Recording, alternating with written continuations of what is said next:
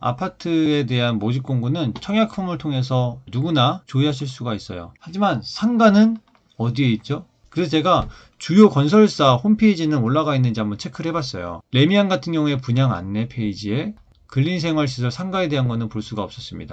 다음은 자이 홈페이지입니다. 상업시설이라는 탭이 있고 근린생활시설 모집 공고라고 올라와 있습니다. 공급 방법도 적혀있죠. 언제 신고를 받았다. 다음으로 푸르지오 상가 분양 탭에 들어가서 해당 사업지를 들어가면요, 오시는 길이 있는데 모집 공고는 없죠. 홈페이지에 올리지 않은 것 같습니다. 다음으로 이 편한 세상입니다. 분양 탭에서 근린생활시설 분양에 대한 정보들이 나와 있습니다. 모집 공고는 홈페이지에서는 조회할 수가 없었습니다. 상가 분양 절대 받지 말라는 말 요즘 많이 듣지 않으세요? 그런데 왜 사람들은 여전히 상가를 분양받고 있을까요? 몰라서 받는 사람도 있겠지만 상가 분양받는 게 꼭 나쁜 점만 있을까요? 오늘은 초보 투자자라면 반드시 알아야 할 상가 분양의 진실과 기회에 대해서 쉽게 설명드리도록 하겠습니다. 구독과 좋아요는 제가 영상을 만들어가는 방향성을 잡는데 큰 도움이 됩니다. 왜 상가 분양을 받지 말라고 하는 말이 나오는지, 첫 번째 이유는 상가 분양은 공급자 중심으로 설계되기 때문이에요. 분양가를 높게 책정해서 수익을 극대화하려고 하는 겁니다.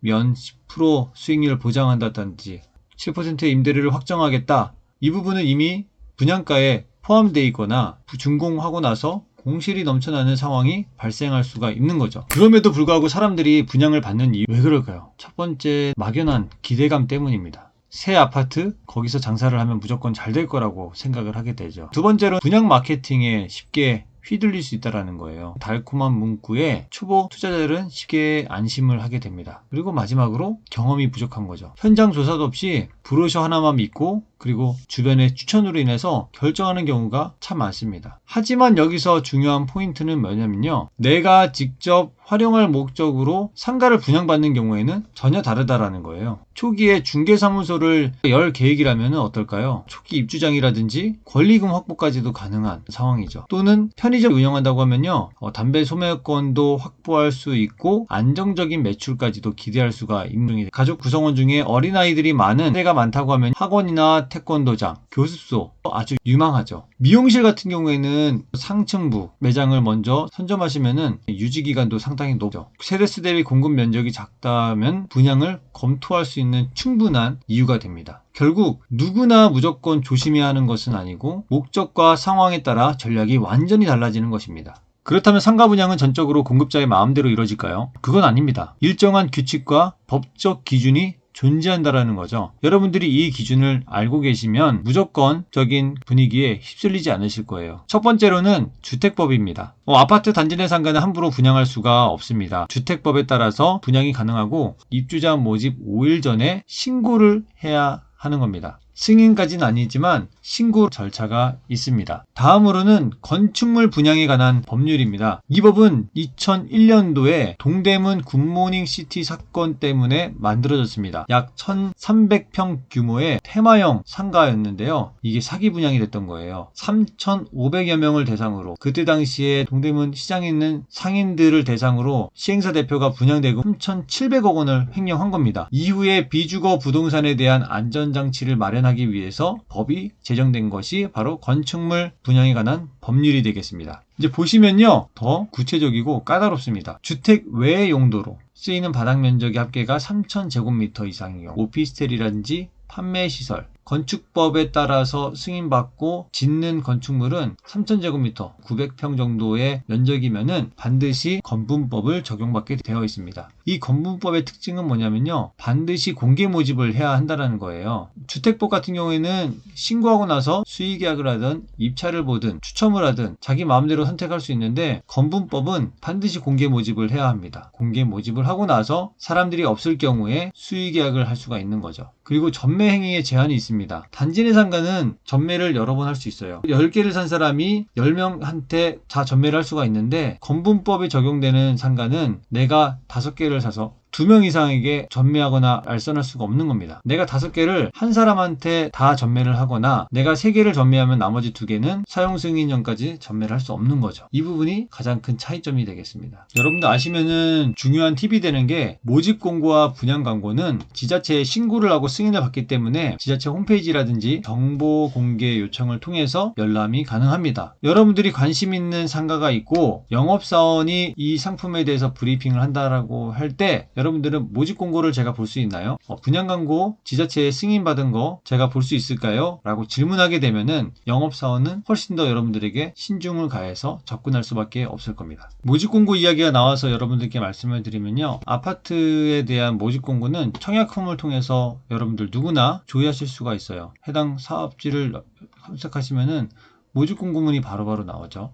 모든 입주자 모집 공고 데이터가 기록에 남아요. 하지만 상가는 어디에 있죠? 그래서 제가 주요 건설사 홈페이지는 올라가 있는지 한번 체크를 해봤어요. 레미안 같은 경우에 분양 안내 페이지에 근린생활시설 상가에 대한 거는 볼 수가 없었습니다. 홈페이지에서는 모집 공고라든지 분양 광고에 대해서 찾을 수는 없었죠. 다음은 자이 홈페이지입니다. 상업시설이라는 탭이 있고 근린생활시설 모집 공고라고 올라와 있습니다. 공급 방법도 적혀있죠. 내정가 공개, 최고가 입찰 방식이고 언제 신고를 받았다라는 내용까지도 기재가 되어 있습니다. 다음으로 프루지오 한번 보겠습니다. 상가 분양 탭에 들어가서 해당 사업지를 들어가면요. 광고문이 있고 오시는 길이 있는데 모집 공고는 없죠. 홈페이지에 올리지 않은 것 같습니다. 다음으로 이편한 세상입니다. 이편한 세상은 분양 탭에서 근린생활시설이라고 별도로 밑에 있네요. 자세히 보기를 누르면은 근린생활시설 분양에 대한 정보들이 나와 있습니다. 이편한 세상도 모집 공고는 홈페이지에서는 조회할 수가 없었습니다. 이런 식으로 아파트에 비교해서 상가 같은 경우에는 분양을 받을 고객 입장에서는 끼가 어려운 것이 현실입니다. 여러분들이 관심 갖는 단지가 있으시다고 하면 반드시 꼭 영업사원에게 요청하시거나 이 모집 공고가 신고가 된 사항인지를 확인하시는 그런 단계가 꼭 필요합니다. 사례로 설명을 드리겠습니다. 대구의 사례인데요. 이거는 제 주관적인 판단이라는 것을 참고해 주시면 좋겠고요. 단지 내 상가 대단지 수요가 있었고 적정한 가격으로 분양을 했습니다. 그리고 현재 지금 상권이 활성화된 상황이고요. 죽전역에 있는 주복상가는 다소 과장된 홍보가 있었고 분양가도 높았고 현재는 공실이 많은 환경입니다. 단지 내 상가 분양이 다 100%가 됐고 저렴한 분양가였다. 1196세대 단지 수요를 가지고 있다. 그래서 분양가는 얼마인지 보시면요. 10평 기준으로 3억이니까요. 가장 좋은 입지가 평당 3천만 원 정도가 분양가로 내정되었고 이게 모두 분양이 된 겁니다. 지도로 보시면은 이 아파트 단지고요. 상가는 아래쪽에 그리고 위쪽에 위치하는 거죠. 위쪽에 있는 상가는 전용평당 3천만원, 아래는 전용평당 2천만원이라고 보시면 되겠습니다. 두 번째 주복 사례도 한번 확인해 볼게요. 1층에 101호 분양금액 얼마죠? 21억. 이 면적 22평입니다. 그래서 약 9천만원, 전용평당 9천만원에 분양한 거예요. 지도 한번 보실까요? 아까 처음 보여드렸던 단지 내 상가보다는 훨씬 더 좋은 위치에 있죠. 죽전역. 대구를 아시는 분이 있으면 훨씬 더 잘 이해하실 텐데 달구벌대로에 접해 있고 주상복합 안에 있는 상가입니다. 역 바로 앞에 있다고 하더라도 이 두 단지 여러분이라면 어떤 상가를 분양받으시겠어요?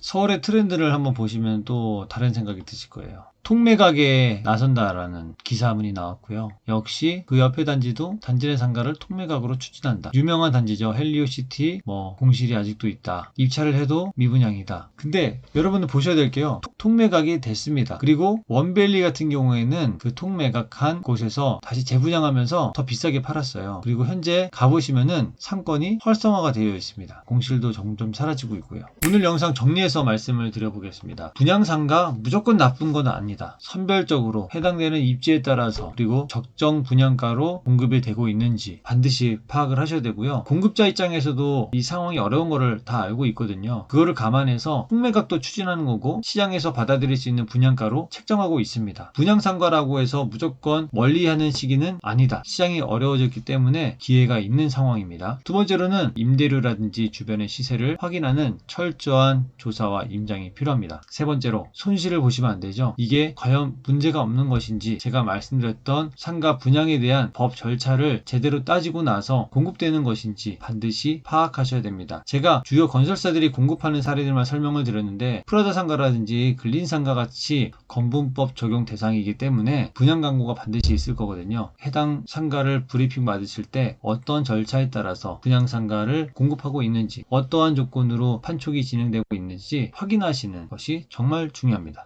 섣부른 선택은 여러분들 평생 후회할 수가 있습니다. 반대로 제대로 된 기준을 가지고 선택하신다면 상가 분양에서도 충분히 기회를 만드실 수가 있습니다. 앞으로도 현실적인 상가 이야기, 여러분들에게 도움이 될 수 있는 정보로 다시 찾아뵙도록 하겠습니다.